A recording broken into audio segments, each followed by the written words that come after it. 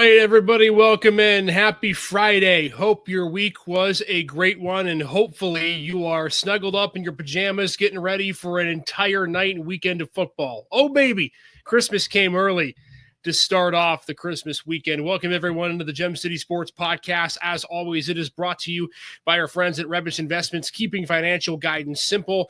Head over to the website, www.rebishinvestments.com, or call 814-734-3433 for more. What a busy show we've got for all of you tonight. We're picking Week 16 NFL games. We're picking college football first-round games, plus a little bit of Christmas cheer and about things as well. Joining us on the show tonight, Jonathan Williams, one of our NFL and football insiders, fresh back just a while ago from South Carolina, was trying last episode, Jonathan, to get Michaela Prestor-Palmer down to South Carolina. I have not yet heard anything yet on that front, but we'll keep you posted.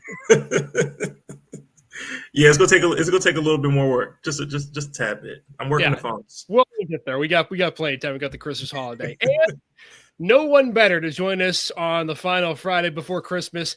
None other than Wayne Bradford. And look at this. Man. Look at this.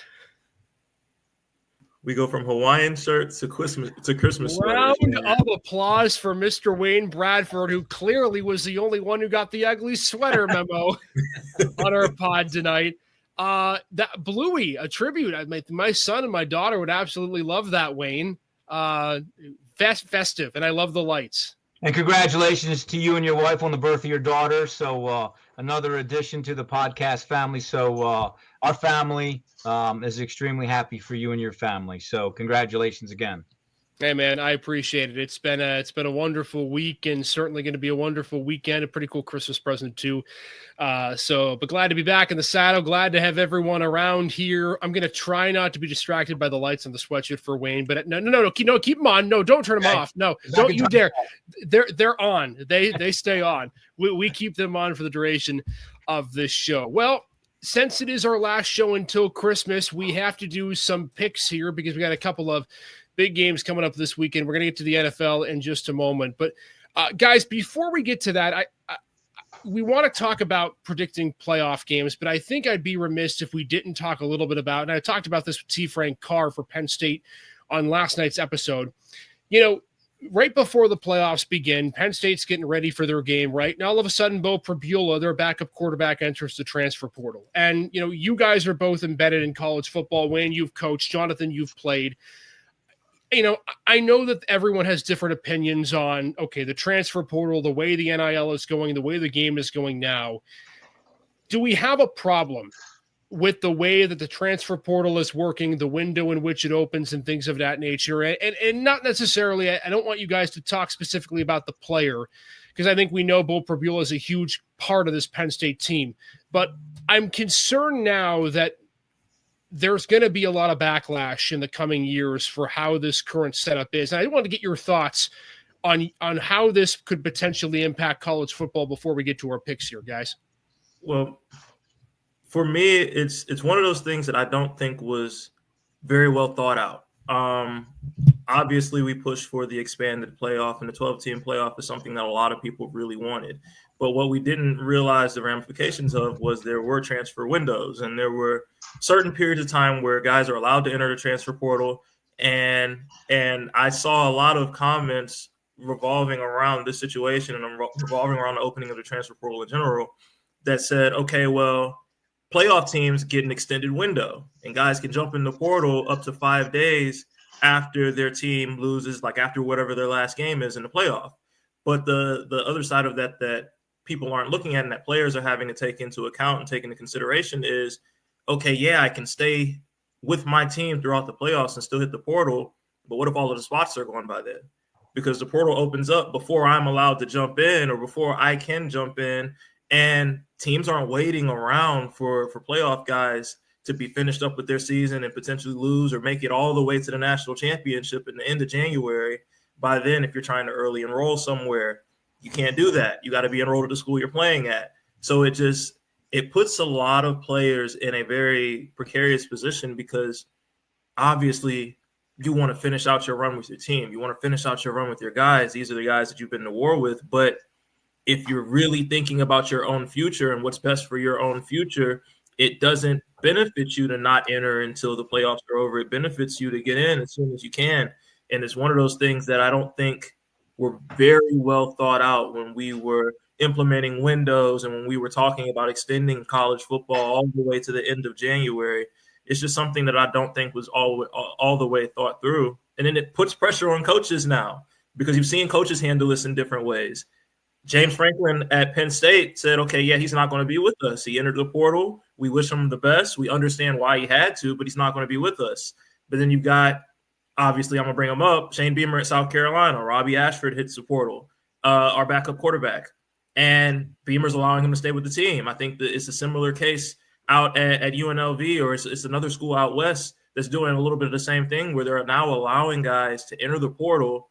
But if they want to, and if they choose to, they're allowed to stay with the team throughout the finish of the season, because even coaches are starting to understand now that it's not beneficial for them to sit out and wait. And if they want to go somewhere else, they got to get in while the getting's good. And that doesn't necessarily mean that they're bailing on the team.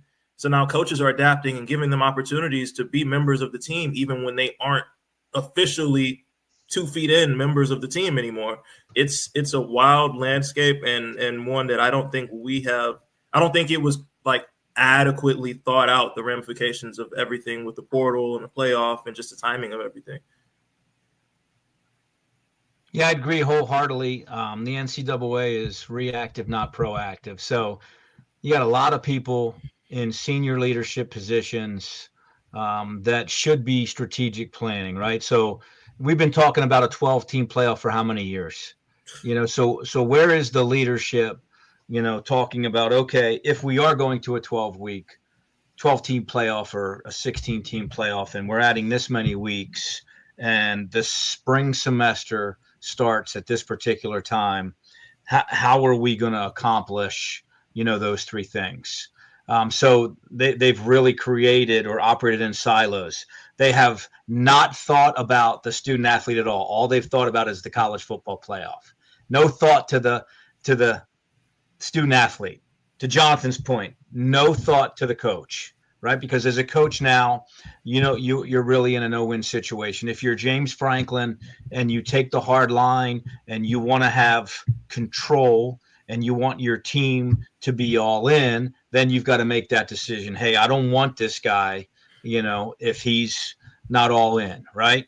And then you've got other teams that are saying, hey, we want to win the bowl game. I want to get my $150,000 bonus for winning this bowl game.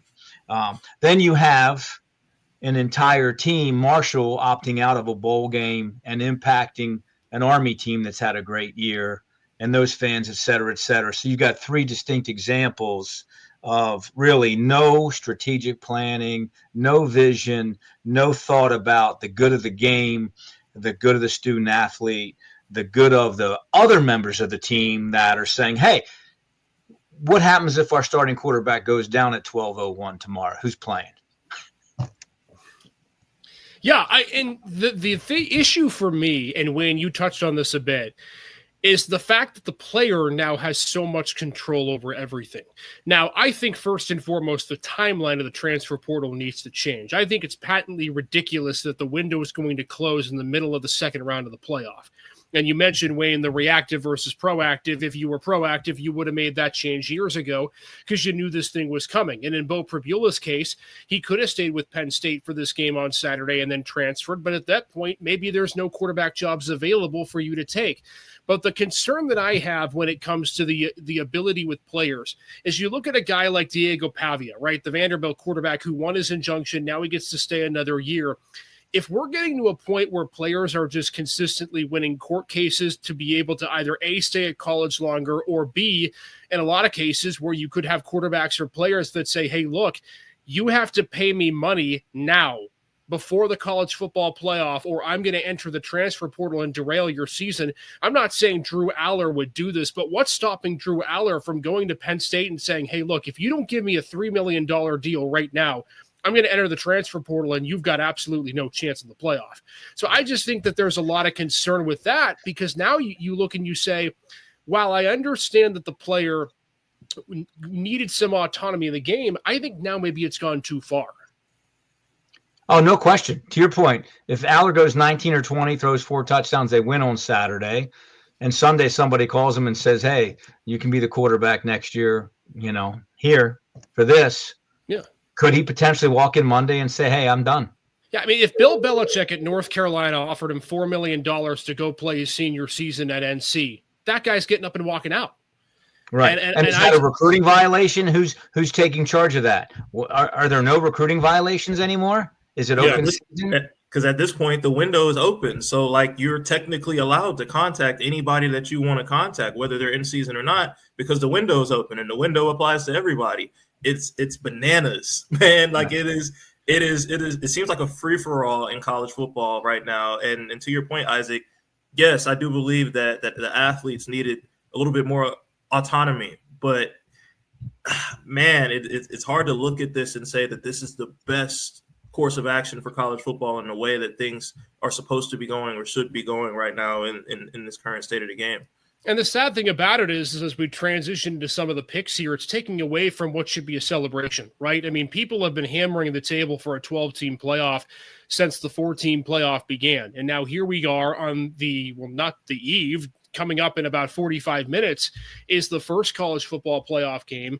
Notre Dame and Indiana, big in-state rivalry, tickets prices out the wazoo, and yet all everyone can talk about is who's going to be on my team come Monday. If you win a playoff game, it could actually be to your detriment. And so that is something that's concerning for me.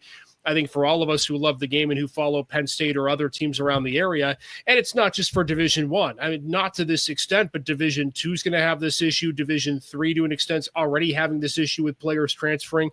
I just think it's a conversation that's going to concern a lot of teams and a lot of players in the area, and we're already seeing that with Penn State.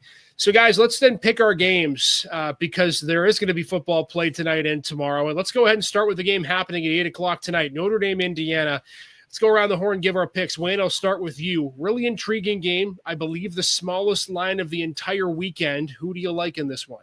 Yeah, smallest line of the weekend and probably the biggest blowout. So I think Notre Dame dominates Indiana.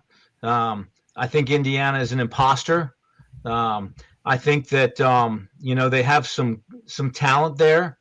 But I think Notre Dame is probably, in my opinion, maybe the best team in the field right now. Dominant on both sides of the line of scrimmage. It's going to be 28 degrees and snowing. Their ability to run the football and stop the run is going to overwhelm Indiana. I watched Indiana play Ohio State, and I don't think Ohio State is an elite team. And they outside the first drive got manhandled. And I think Marcus Freeman in Notre Dame has a lot to prove and has the window of opportunity to make a long run in this playoff. So I think a dominating run game and a dominant defense handle Indiana. I think Indiana cannot run the football, relies on the pass and the weather, and Notre Dame comes out on the top. J. Will, to you. I want to preface this by saying Kirk Cignetti has done an amazing job with that IU program. Coming over from James Madison, bringing a lot of his guys from James Madison with him to that IU program.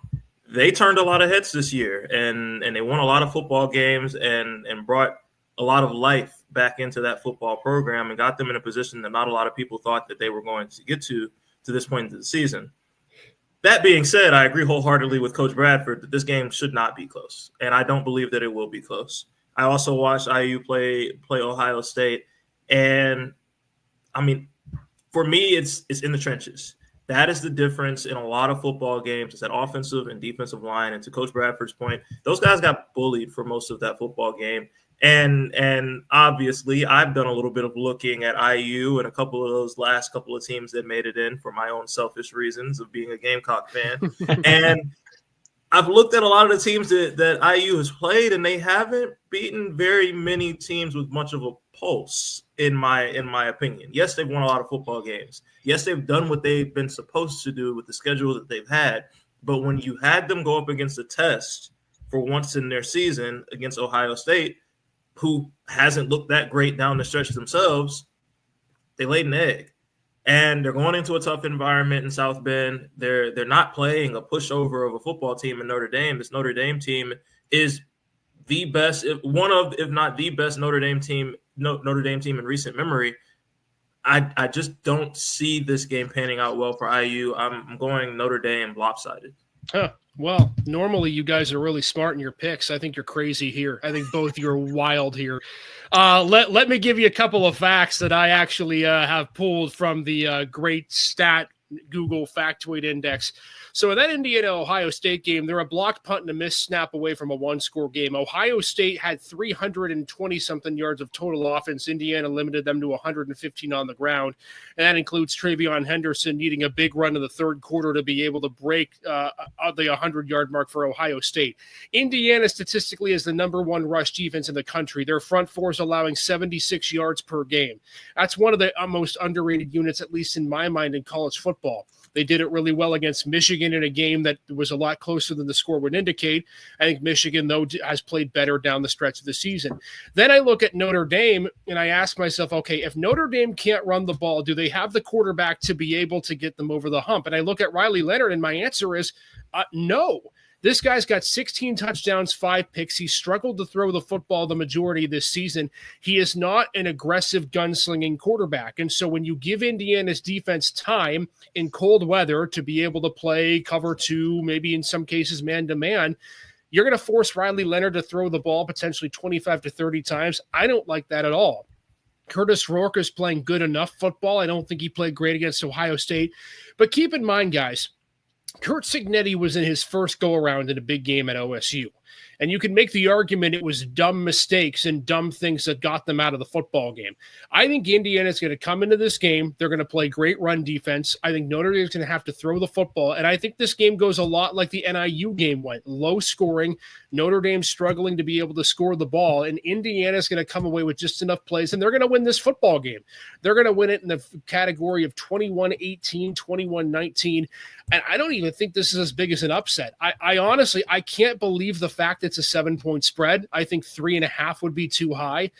Maybe I'm on my high horse with the Hoosiers in this game, but I just look at the matchup and the fact that Indiana's strength is where Notre Dame's strength is. If that front four gets to the run game and Notre Dame's got 100 to 120 rush yards by the end of the game, Indiana's going to win going away. So I went on a tangent with a game that we don't even really cover that much, but I'm taking to take the Hoosiers.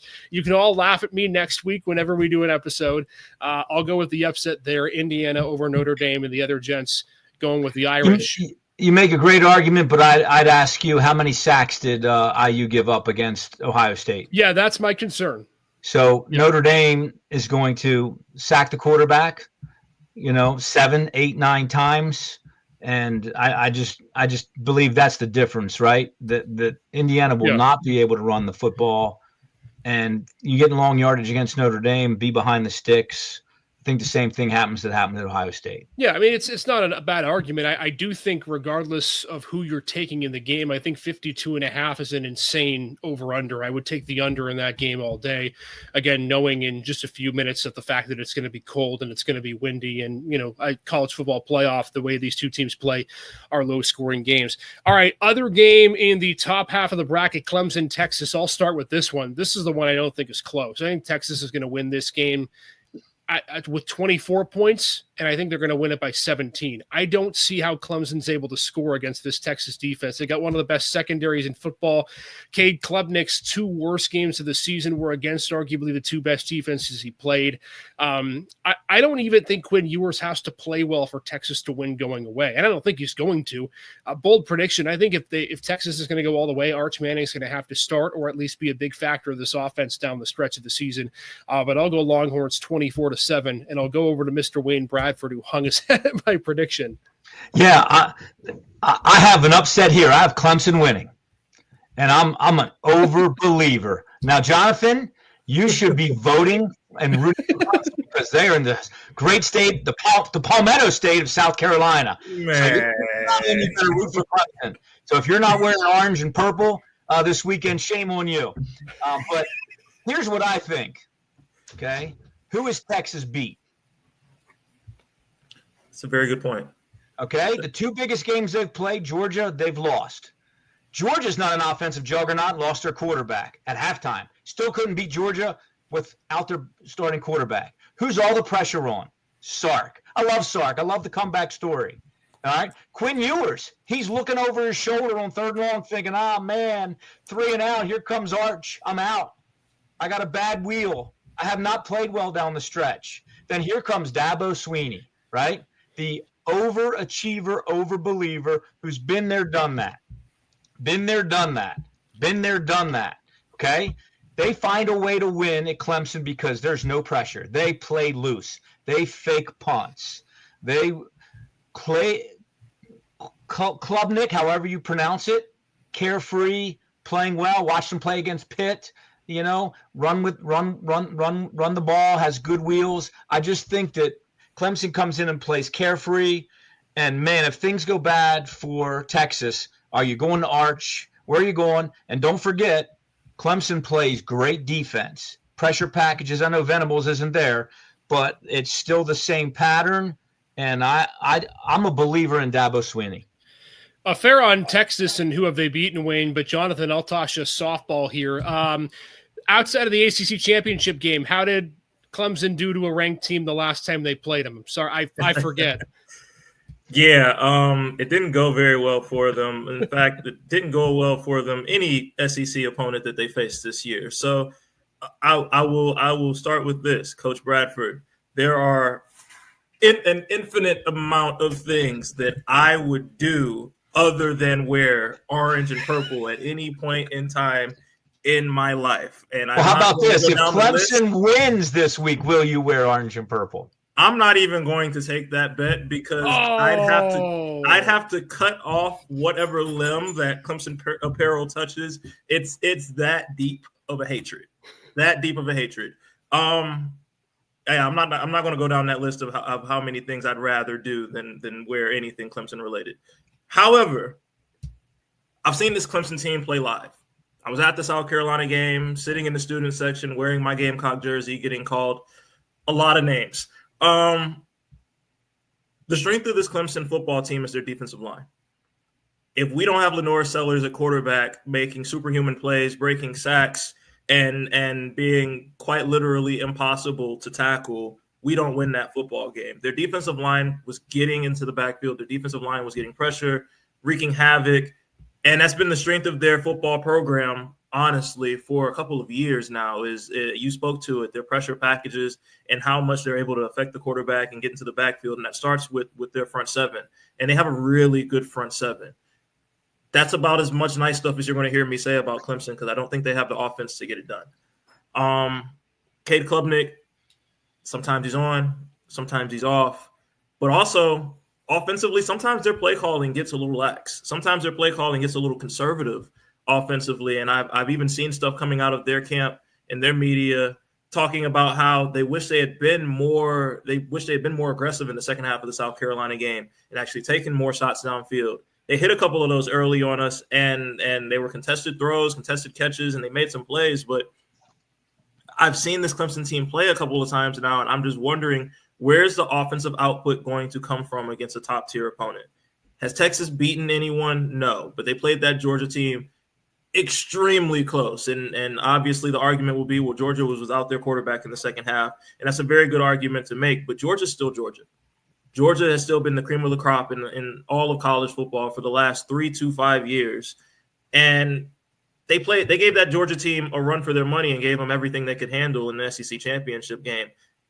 Mind you, the same Georgia team that beat Clemson 34-3 in the first game of the season. I don't see this game being very close. Their defense will keep them in it for a while. I don't think it's going to be a boat race out of the gate. I think they'll play a solid half of football and keep the game decently close for a half. But eventually, I just think Texas overwhelms with talent. Clemson plays a lot of young guys, a lot of freshmen. They didn't start hitting the transfer portal until literally this week, and they got their first 2 transfers ever since the transfer portal has become a thing. They have to play young. They have to play a lot of freshmen. They have to play a lot of young guys in a lot of really important spots. And I don't think they're built for those moments yet against a team that's as talented as Texas is. I do think if there's one solace for Clemson going into this game is if I had to make an argument, the home field advantage that I would be concerned about the least would be Texas. I think with a 4:00 Saturday afternoon game, DKR, maybe it is up for it, maybe it's not, but I think, Dabo Swinney, to your point, Wayne, he shocked a lot of people in the past. He's got the playoff resume. You can't put a price tag on experience, so that'll be a very interesting game. We'll get to Penn State in a second, but now let's go to Tennessee, Ohio State, which is the game that everyone's talking about. A lot of people around this area I know are Buckeye fans. My wife's a Buckeye fan. She's on pins and needles. Jonathan, let's start with you. Who wins? Vols, Buckeyes in Columbus Saturday night? I think Ohio State needs to be searching for a new head football coach because I don't think they're going to win this game. I think Tennessee comes into Columbus, Ohio, and I think, honestly, they physically overwhelm Ohio State. Ohio State looked really good early, faltered a lot down the stretch, and you saw flaws with this Ohio State football team down the stretch, especially against Michigan. Low-scoring affair, and it was kind of a bully ball type of football game, and Ohio State didn't stand up to the task. I'm preparing myself for an Ohio State letdown. I'm rocking with Tennessee this game. It's 8 versus 9 matchup. The two teams don't have very much separating each other as far as rankings are involved or as far as seeding is involved. The only advantage they're really going to have is that they're playing in Columbus and they're playing they're playing in front of their own crowd, but you've got their athletic director coming out trying to tell their fans not to sell their tickets and their season ticket holders not to sell tickets to Tennessee fans. Tennessee fans somehow figured out the season ticket password to get some of the season tickets and are looking at having about 35 to 40% of the stadium be orange. It's not going to be as big of a home field advantage as you think it should be for Ohio State. And I don't think Ohio State, honestly, is playing very well right now at this point. I think this Tennessee team comes in and beats them. I'd agree. I think Tennessee is a much better football team. You talk about a great defense and a great front seven, defensive line. I think Ohio State's weakness is their offensive line.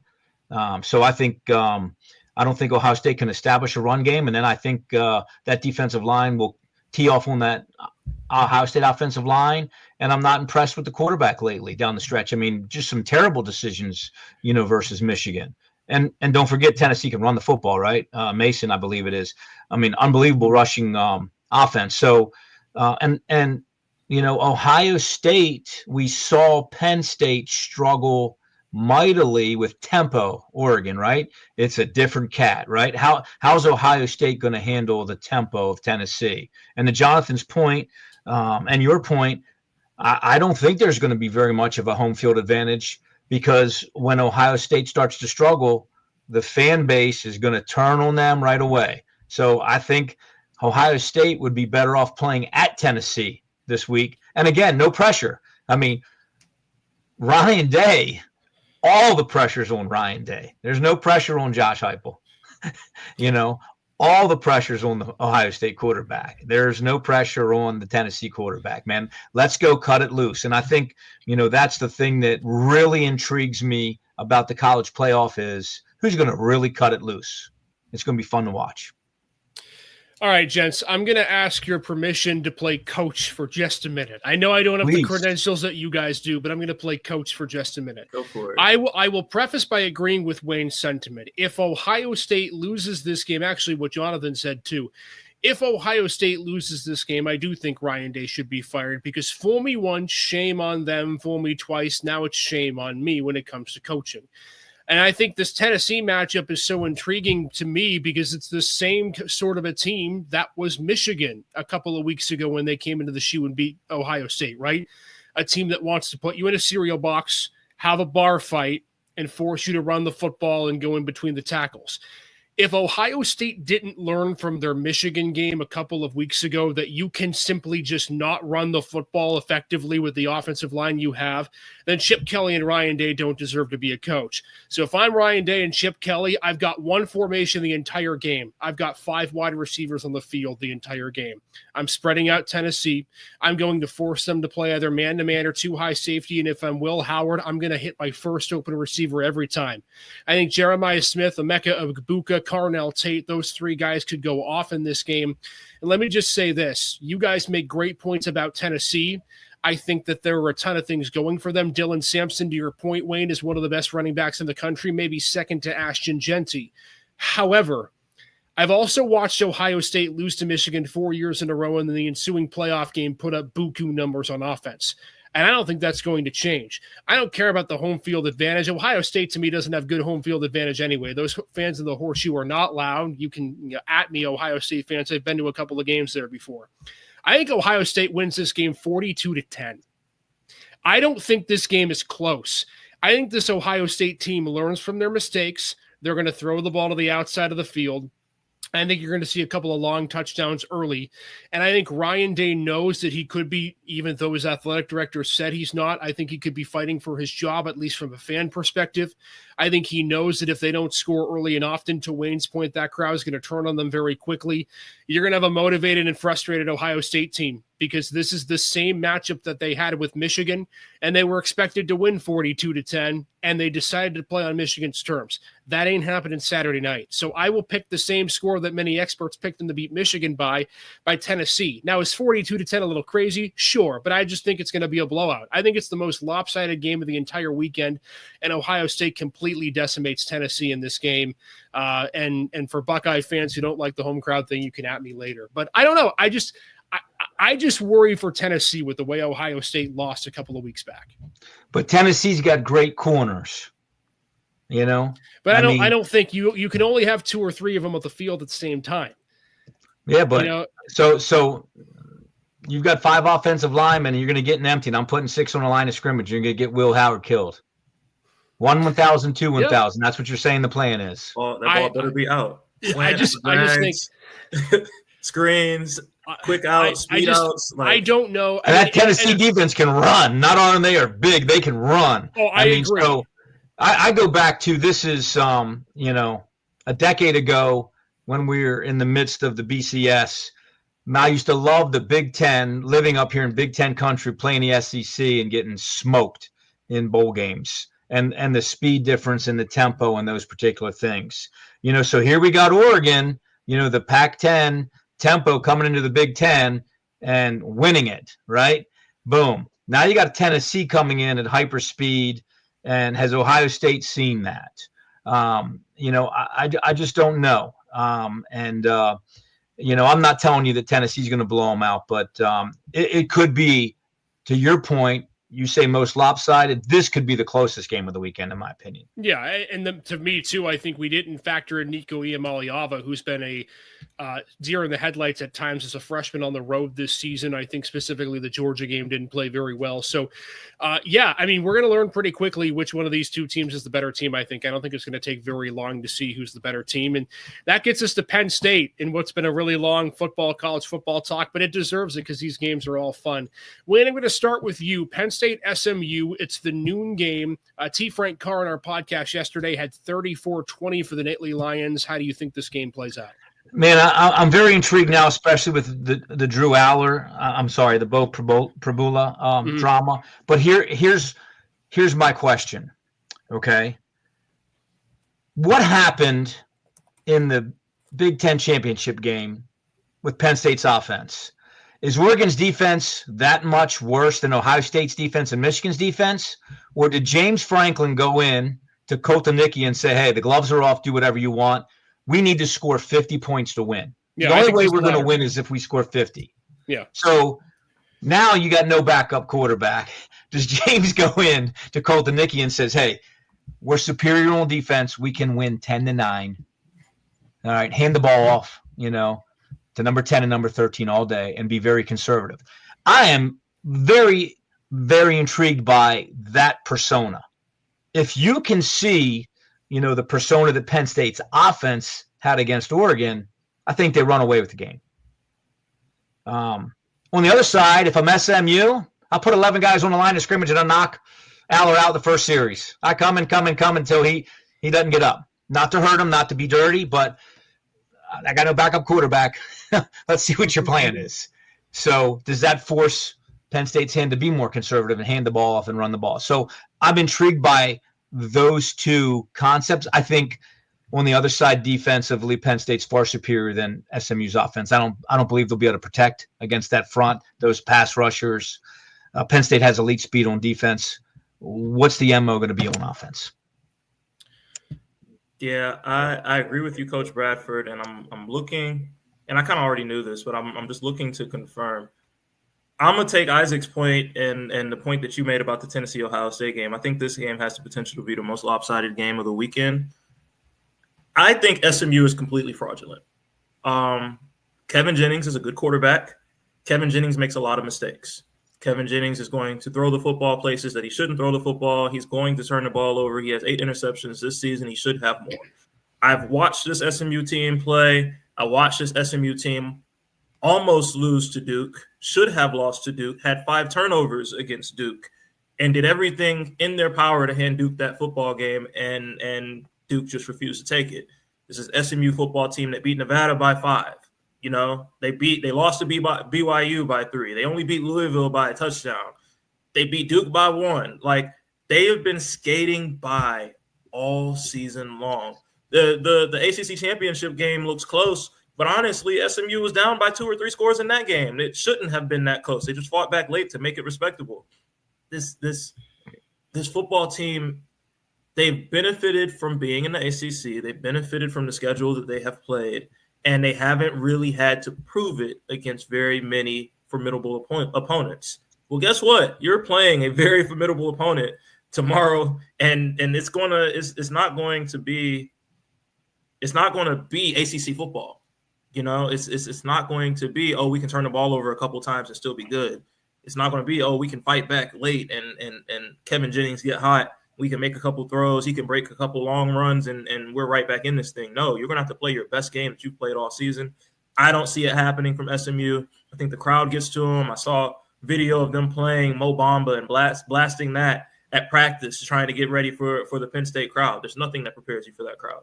There's nothing that prepares you for being in Happy Valley and a whiteout and all of those fans going crazy with no cell service and nothing else better to look at and nothing else better to do than to scream their heads off. There's nothing that prepares you for that. I think SMU gets a taste of big boy football this weekend, and I don't think it goes well for them. Yeah, you guys made some great points. I'm not going to belabor this too much. If there's one thing that I know in watching and covering Penn State football, it's that they don't really beat the teams that are better than them, and they don't lose to the teams that are worse. And I'm not saying SMU is not a talented team. I think you made a good point with Kevin Jennings and the fact that he can throw the football around well, but Penn State's got some pretty scary corners. And I think to Wayne's point when he was talking Tennessee, Ohio State, the line of scrimmage to me is the biggest thing. Abdul Carter to me is going to have a huge game. I think it could be one of those scenarios where if you're Tom Allen, you just tell your front four to rush the quarterback and you pin 7 back. And if that's the case, good luck, SMU. You're not going to be able to throw the football. You're going to make a mistake. I think Nick Singleton and Katron Allen, to me, are big factors in this game. I don't even know if Drew Aller is going to have to do that much. I really don't. I think if he could go for $175 and a touchdown, that's good enough.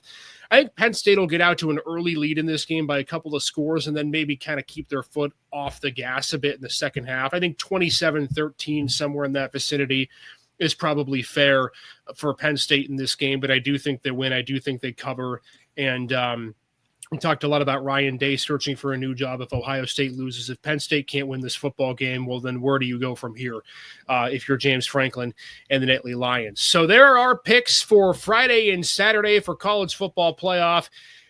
And my goodness, it's going to be a heck of a weekend because there's still NFL to talk about, gosh darn it. So let's get to that right now. Before we do, though, our show is always brought to you by Rebich Investments, keeping financial guidance simple.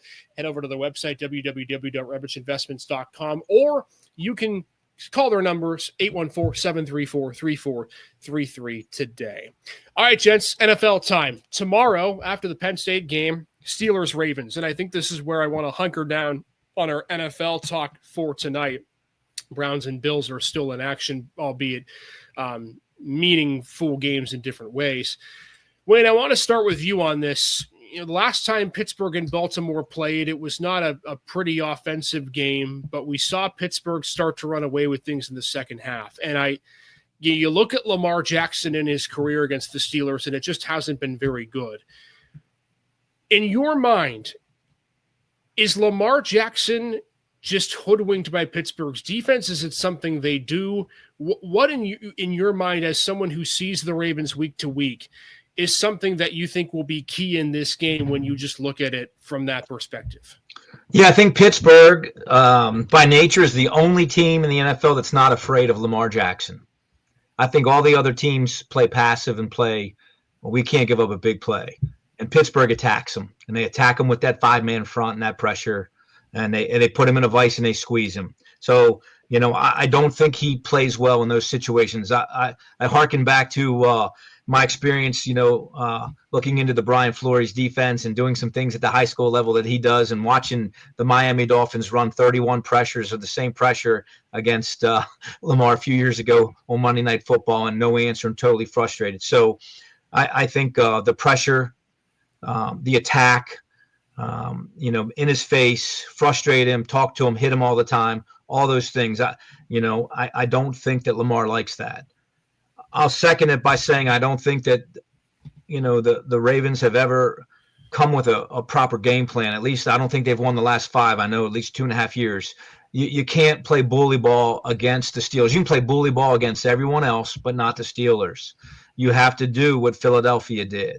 Get in empty and run Lamar like they did with Jalen Hurts. Spread them out. Throw the ball quickly. Make Herbig. Make 56. Make Watt, drop into pass coverage sometimes in that 5-man front. Throw the ball in run downs and run the ball in throwing downs. Do the opposite.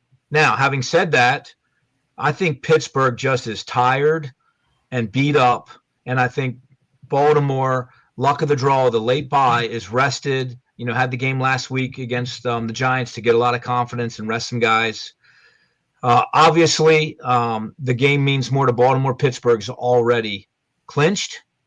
Baltimore's got to win. And not only do they got to win, to think about the playoffs, but if they don't win, I know it's 6 in a row, at least 3 years we haven't beaten them. I think that rest, hopefully a better game plan, home field, Pittsburgh in the back of their mind clinching, but I think Pittsburgh is just really beat up. Watt's beat up. We already know about Pickens, Ogunjubu. There's just a lot of guys. I looked at those 2 injury lists. Now, we got a couple of receivers down in Baltimore as well that probably will play, but I just think, Pittsburgh is really, really hurting right now and going to be a tired football team. Don't think they got to turn around and play Wednesday as well. Well, you know what I don't understand when I look at the stats from the first game, and you mentioned TJ Watt, it looks like he's going to play via the injury report. George Pickens is out, so Pittsburgh's not at full health. But, it's so crazy to me because we talk all this time about on this podcast about the Bills, and when they play Kansas City, it's their kryptonite, right? Not because they don't have the better team necessarily, but because Sean McDermott changes the game plan because of the team he's facing. And I think we see that with John Harbaugh. Derrick Henry only ran the ball 13 times, Jonathan, in that game in which Pittsburgh ended up winning 18-16. And so I look at these rosters and I think specifically for the Steelers, I think, okay, you probably don't have the better roster, but I think matchup stylistically, Mike Tomlin has found a way to play Baltimore in the fact that I don't think teams this season have been able to contain Derrick Henry as well as Pittsburgh was able to in their first matchup a few weeks ago.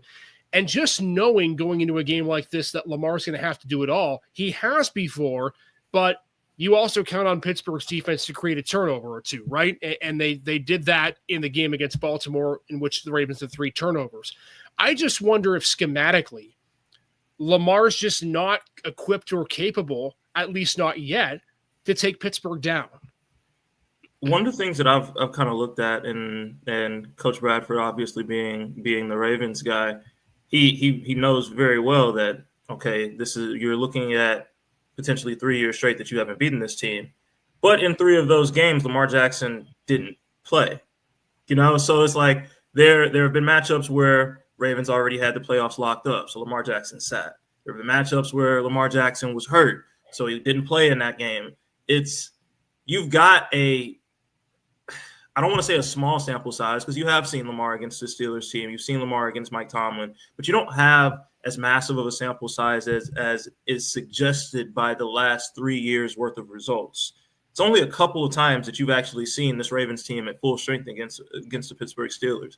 Factor in the fact that, okay, yes, TJ Watt playing for the Steelers is absolutely huge, and him being back is huge, but you don't know what level of health he's really at. No injury designation for him, so it seems like he's all good to go, but you have to wonder if he's really 100% or if he's just playing through it. Yes, it kind of feels like Pittsburgh has figured something out with Baltimore's offense and kind of a way to contain Derrick Henry. Obviously, they're very aggressive against Baltimore. To Coach Bradford's point, they play more aggressively than other teams play, and they play like one of the few teams in the league that's not scared of Lamar Jackson and the Ravens. They're not scared of that offensive attack. They're not scared of that rushing attack between Lamar and Derrick Henry. But you just got to kind of figure at some point, having one of the best running backs in the league and one of the top quarterbacks in the league is going to propel you to a win against a division rival. Like at some point, the talent is going to take over. At some point, the Ravens are going to break through, and what better time to break through than back against the wall? You need this win for playoff positioning. You need this win to clinch, and you need this win to keep Pittsburgh from stealing the division in a year that nobody really thought that they had a chance to win the division outright. And they burst onto the scene and play a lot better and outperform a lot of expectations, and now they're sitting in a position to take it. I don't feel like there's a better time for Baltimore to figure it out than right now. Lamar has been playing better as of late, ever since his mom got in his ear. For some reason, I just can't see Pittsburgh getting 2 against Baltimore. As well as they've been playing and as much as they've exceeded expectations this year, something just tells me I can't see them getting 2 against them this year. I feel like Lamar Jackson and the Ravens, and especially Derrick Henry after his performance against them last time, it wasn't up to his standard, and they bottled him up pretty well. He only had 13 carries, like you mentioned. I just feel like they come out on a mission this game to establish the ground game and to do what they do. They run the ball very effectively. They have a 1-2 punch with their quarterback and their running back, and Derrick Henry is one of the best running backs in the league. They're not going to pound Derrick Henry, and they're not going to just, okay, we're going to hand the ball off 30 times and win the game that way. But I feel like they're going to come out and make it a point to get him going and establish the run game in a way that they haven't been able to do as of late. I'll tell you what, we talk a lot about the defense for Pittsburgh and Lamar Jackson and whatnot, but to me, what scares me is Russell Wilson and the fact that he has not played well in the last 2 weeks. He's thrown the ball for under 200 yards. And it, to me, is very clear that he has become, in a little bit of ways, George Pickens dependent. You know, not necessarily in the fact that he's the only receiver that Russ will throw to, but Pittsburgh, the last 2 games with the Cleveland win and the Philadelphia loss, it's become apparent they can't throw the ball down the field, or at least they don't have a guy who they can trust to throw the ball down the field. And so in my view, I look at this and I think to myself, does Pittsburgh have the ability, even with Baltimore's defense not what they once were, to be able to throw the ball down the field and make big plays? And I don't know if they can. That would be my concern. I think if you're the Ravens, you look at this game and you think, if we can get to 20, we're going to win. We would have won the game a few weeks ago if we would have gotten to 20. I'm with you guys. I think the Ravens are going to win this football game. The nice thing for Pittsburgh is, via some tiebreakers, they can still win their last 2 with KC and Cincy and still win the North. So I think Pittsburgh still has everything in front of them, but Russell Wilson's concerning to me right now. And so I would take the Ravens with you guys in this game coming up on Saturday in what's going to be really, like you said, Wayne, a must-win for Baltimore and things of that nature for the Ravens. So we'll see how that one plays out on Saturday. Meanwhile, the Browns, we're not going to get to the Browns or the Bills. Buffalo gets a 4:25 start with New England on Sunday. And for the Browns, they're in Cincinnati. Talk about 2 teams that have had their season go off the rails. They play on Sunday as well. Guys, final thoughts before we get out of here and hit the holiday break. I know we got a lot of great football coming up and the holidays happening as well. So it's a great time around this area. I'm gonna throw it back to college football for a split second, and I want you guys to take on something. I put a tweet out a couple of days ago because I was up early in the morning, way earlier than I should have been up, and just thinking about the current playoff system and everything, and how there's been a lot of controversy about who got in, who got left out, everything like that, criteria, data points, everything. Has anyone missed a BCS yet? Because in my opinion, I've kept up with the BCS ranking index of what the rankings would have been had we still been going off of that model. I have the fix to all of college football's problems. Keep the 12-team playoff, get rid of the committee, let the BCS ranking index decide the 12 teams and the 12 seeds in the playoff. The problem with the BCS is that they were picking the national championship game and that alone. and there was no flexibility. The problem with the committee is you don't know what they're going to do from week to week because they don't tell you what the criteria is. They don't tell you what they're looking for. And when they do tell you what they're looking for, it changes next week, depending on who it happens to. So get rid of all the guesswork, go back to the computers, go back to the algorithm, go back to the numbers, and just give them a wider range of teams to select. Put the best 12 teams in by the data that everybody can look up and see and know exactly what it is, and then let those teams battle it out from there. That's my pitch to fix the college football playoff.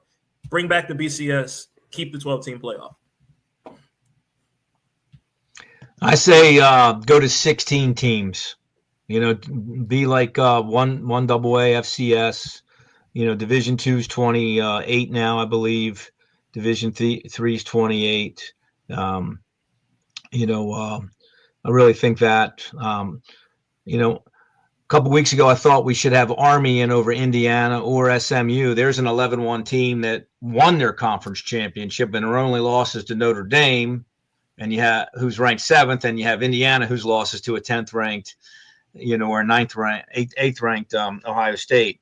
But then Army goes and loses to Navy, right? So that throws that out of the window. But if you had to make an argument, you would have loved to seen a team like Army, get a shot on a year like this year. But I don't think it's ever going to be perfect. I think that we've had a lot of discussion because of the different teams. I love the fact that Indiana's in, because it's great for football. I love the fact that Tennessee's in because of their fan base. I love the fact that SMU's in because of a different part of the country, and it would be great to see, but you're never going to be perfect.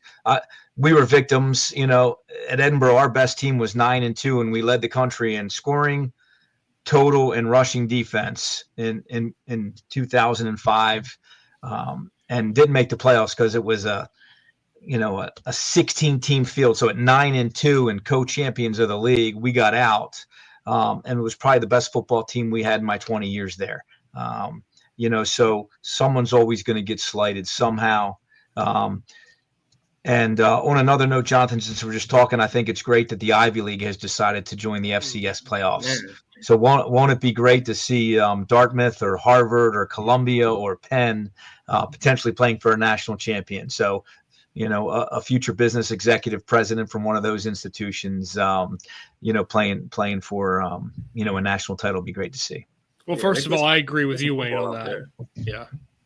Yeah, I agree with you, Wayne. I'll give my 2 cents, Jonathan, on the playoff format. First of all, there's no good way to fix it. You're going to have an argument no matter what. I think the BCS is the exact opposite of my frustration with the College Football Playoff Committee, and that the College Football Playoff Committee is too confusing. The BCS gave you no room for maneuvering. And so my concern with that is that if you were ranked number 1 at the beginning of the season, if you went undefeated, no matter the schedule you played, you weren't moving from number 1. So I think there has to be a little bit of difference in that. I've made the argument for this. I think the playoffs should be 8 teams. And let me explain to you what I mean by that. Is when I say 8 teams, what I mean is you have a conference tournament beforehand. I think college basketball does it so well where what your seeding is going to be in the NCAA tournament because you've either won or lost in your conference tournament. I think you got to take the top 4 teams from each of the Power 4 conferences, and they each play each other in a mini playoff. I think you take 2 from the Big Ten. I think you take 2 from the SEC, you take 1 from the Big 12, you take 1 from the ACC, that gives you 6, and then you debate the 2 at-large teams. So if you make your conference championship in the Big 10 and the SEC, you're in. If you win in the Big 12 and the ACC, you're in. And then you're going to take 2 more teams from that field and decide, okay, who makes the playoff. Then you come together, you have an 8-team tournament. To me, that's the fairest way because then you can say, hey, look, you've played people in your conference.